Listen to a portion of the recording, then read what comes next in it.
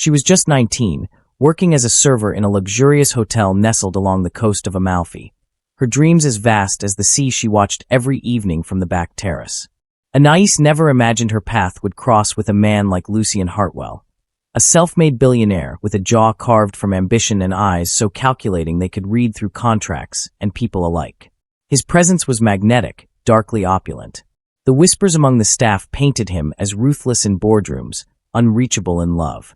He arrived with his entourage, exuding power, but when he looked at Anais, really looked, time slowed. She wasn't trying to impress him, and perhaps that was what made her unforgettable. There was a purity in her gaze, an honesty Lucien hadn't seen in years.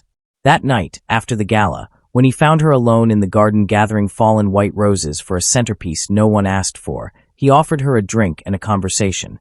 Two things that turned into laughter, then a walk by the moonlit sea, and eventually something more. For Anais, it was her first time. She had always imagined it would be gentle, special. And strangely, despite his reputation, Lucien was. He didn't rush her. He asked her permission. He held her afterwards, breath slow, fingers brushing the tears from her lashes she hadn't known she'd shed. She left his suite wrapped in confusion, her heart thundering from what she'd given, and the fear of what he'd take next. But Lucien didn't vanish like a storm. Instead, he sent her a note the next morning, handwritten, inviting her to lunch in Ravello.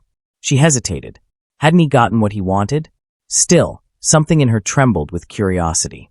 Over the next 3 weeks, the world twisted.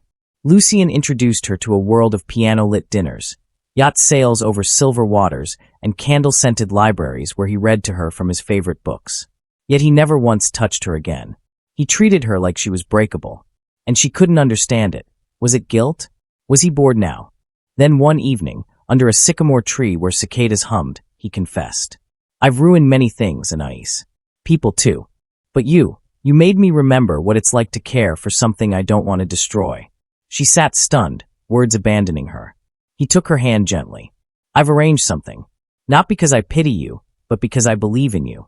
You deserve more than this hotel." The next morning, Anais found a folder on her pillow. Inside, it wasn't money. It wasn't jewelry. It was an acceptance letter, Princeton University. A full scholarship. Her essays, submitted, edited, printed. Letters of recommendation, co-signed by CEOs she had never met. It wasn't a bribe. It was a door. Lucien stood by the sea that afternoon, watching a helicopter descend for her departure. She approached him with tears and gratitude, but also confusion. "Why are you doing this?" He smiled, just a trace. "Because the first woman who ever trusted me deserves to live the life she dreams of. And maybe because I needed to know I could give more than I take." He kissed her forehead. Nothing more. No promises. No chains. She flew away with nothing but a duffel bag and a heart full of questions. But fate wasn't done with them. 2 years passed like the soft sweep of autumn leaves in a place far from the Amalfi sun. Anais became someone she hadn't even dared to imagine. Sharp, eloquent, and unshakably ambitious. Her once timid voice now led seminars. Her essays on economic equity caught the attention of professors and policymakers alike. And yet, every triumph, every certificate framed on her dorm room wall, carried a shadow of that single summer. The one that altered her path, and the man who disappeared like a perfectly timed illusion. She tried to look him up more than once. Of course, Lucien Hartwell's name lived in headlines. Mergers, acquisitions, controversies that had nothing to do with her. But her attempts to reach him led to silence. No forwarded address. No assistant willing to breach confidentiality. She had even written a letter once, tucked it into an envelope with trembling fingers, only to burn it before it reached the post. Then, during a guest lecture on international business leadership, she saw him. Lucien, standing behind a polished mahogany podium, a silver pen clipped to his jacket, his voice as rich and confident as she remembered. His presence in the room was undeniable. She was seated near the back, surrounded by students furiously taking notes, hanging on to every word. He hadn't seen her. Or if he had, he gave no sign. She sat frozen. His words, so full of strategy and calculated charm, felt strangely detached from the version of him she had known.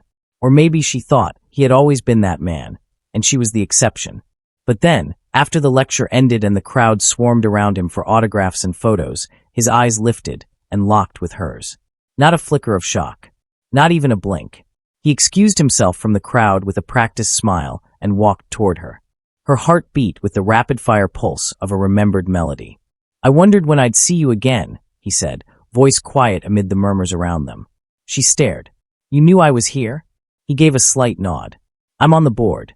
I made sure I would be close." Her breath caught. "Why?" "Because I wasn't sure if you'd want to see me, and I didn't want to interfere." He paused, the first hint of vulnerability flickering behind his controlled expression. "But I never stopped thinking about you." Anais didn't know what to say. She had rehearsed dozens of responses, imagined 100 scenarios. None of them included this calm honesty. "You gave me everything, Lucien," she said finally. "And then you vanished." "I gave you what you deserved," he replied.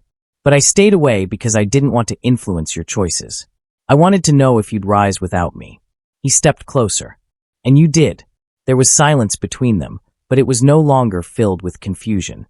It held something else, a current not yet named. He didn't ask her out that day. Instead, he left her with a card, white minimal, embossed with only his initials and a single phone number. 2 weeks passed before she dialed it. The moment she did, his voice answered as though he'd been waiting.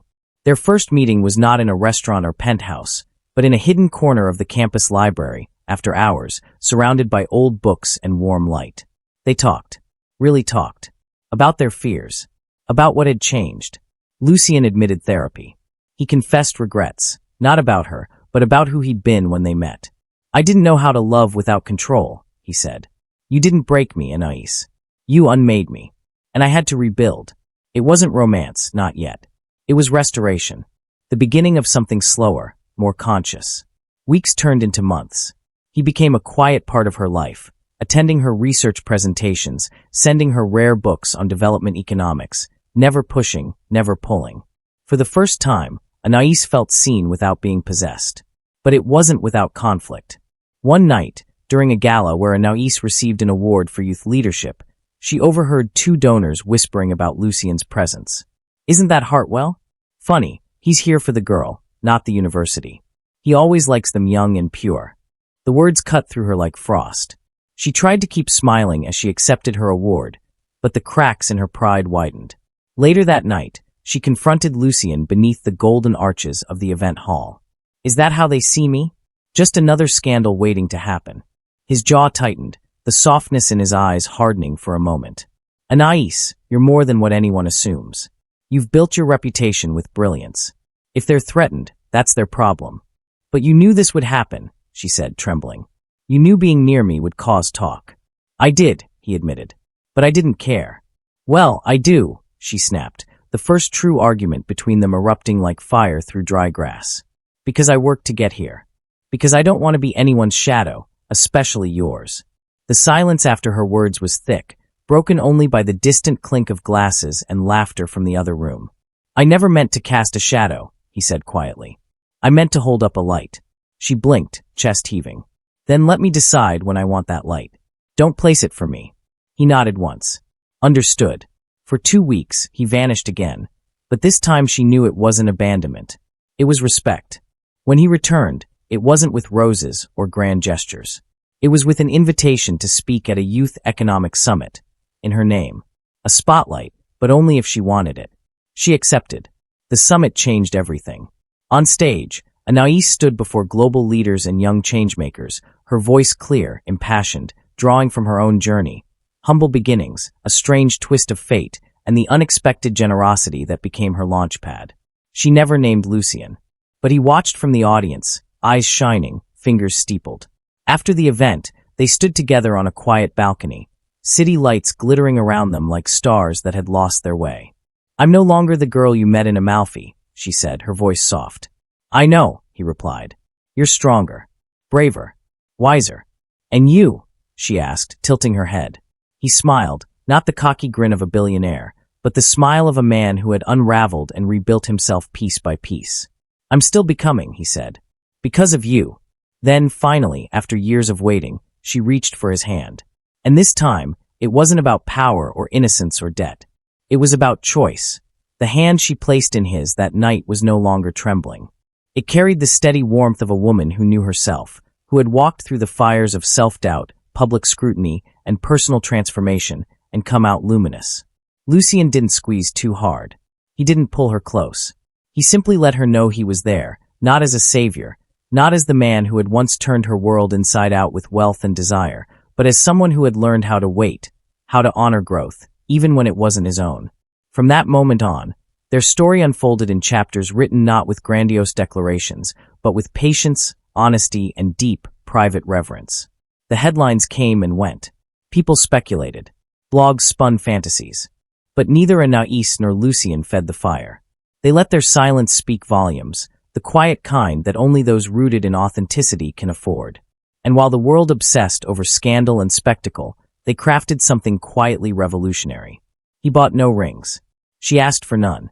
What she accepted instead was a space, his Parisian townhouse transformed into a cultural hub for underprivileged youth to learn business, art, and philosophy. Her name was etched on its gates. Not as a benefactor, but as a founder. She taught there 3 days a week, dressed not in designer silks, but in cotton and curiosity. Lucien often sat in the back of her classes, unnoticed, taking notes. Not because he needed the knowledge, but because he loved watching her teach, loved seeing how effortlessly she elevated others. Their love, now mature and reflective, no longer lived in stolen nights or whispered dreams under foreign skies.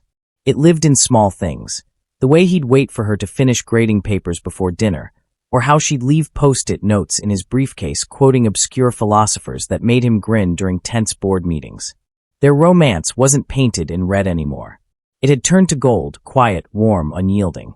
But there was one moment, years later, that marked the true pinnacle of everything they had become. Anais was invited to speak at the World Summit on Human Capital in Geneva. The audience was a sea of monarchs, presidents, Nobel laureates. The air was thick with protocol and power.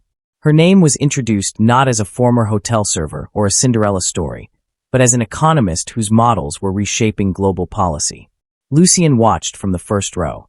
Not as her partner, as her student. When she walked on stage in a deep green suit tailored to strength and grace, silence fell like reverence. She didn't speak about herself. She didn't mention the man who had once changed her life with a scholarship. She spoke about systems, about how opportunity should never hinge on luck or lust, how giving someone power over their destiny is the most romantic gesture of all. But near the end of her speech, she paused. I once believed that the most valuable gift a person could give was love. But I've learned something more powerful, belief. Not the kind that's loud or poetic. The quiet kind. The kind that waits. That watches you fail and still says, go again. That doesn't ask you to change, but dares you to become. She looked out at the audience, her eyes settling briefly on the man who once stood above her like a god, and now stood beside her like a mirror. Someone believed in me when I didn't even know how to believe in myself. He didn't save me. He reminded me that I was already whole. There was no applause right away. Just silence. Moved. Stunned. Then the room erupted. Later that night, under a rain-dappled glass ceiling at the summit's closing gala, Lucien found her alone at the corner of the balcony, holding a flute of champagne she hadn't touched. You were incandescent, he murmured. She smiled, the kind that didn't need to prove anything anymore. I spoke the truth. He nodded. I know. She looked at him then, really looked.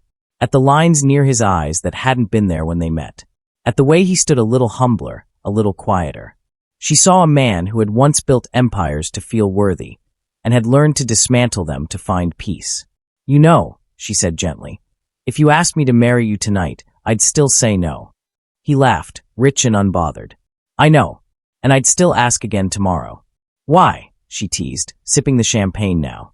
Because I'm not interested in possession, he said, stepping closer. I'm interested in partnership, in waking up beside someone who challenges me, not completes me. She nodded, her eyes soft. Good. Because I've spent too long becoming to ever belong to someone again. Exactly, he whispered. And just like that, they stood, two people forged in vastly different fires, tied not by trauma or fairy tale, but by the rare alignment of purpose, evolution, and mutual reverence. Their wedding happened much later. Quietly. In a coastal town where the sky bled lavender over olive trees. No press. No public statement. Just 50 people who had witnessed the quiet revolution of two souls learning how to love with freedom, not fear. Instead of vows, they exchanged promises they wrote privately, read only to each other. And in his, Lucien wrote this. I took your innocence once, thinking it was a prize. But you showed me that your real treasure was your mind, your fire, your refusal to be tamed. I gave you an education, but you gave me vision. You made me believe not in control, but in surrender, not to weakness, but to truth. I do not deserve you. And still, I will spend my life earning the honor of walking beside you. And in hers, Anais wrote, you didn't just open a door for me. You waited outside it until I learned how to walk through on my own. That's what love is to me now. Not rescue, not romance, but patience. The kind that burns quietly until it becomes light. The guests cried, not from sentiment, but from the overwhelming beauty of watching something rare, a love story that had refused to bloom prematurely, that had matured like old wine and now flowed like poetry. Years passed. She won awards. He retired early. Together they built scholarships, reformed education systems, and traveled the world, not as a power couple flaunting privilege, but as living proof that transformation begins with a single act of faith. One that says, I see you. One that says, I believe. And when they returned to Amalfi on their 10th anniversary, walking hand in hand along the same sea that once bore their collision, they passed the hotel where she had once carried roses for a table no one noticed. Now, every staff member stopped to greet her with awe, not because she had once served there, but because now she owned it.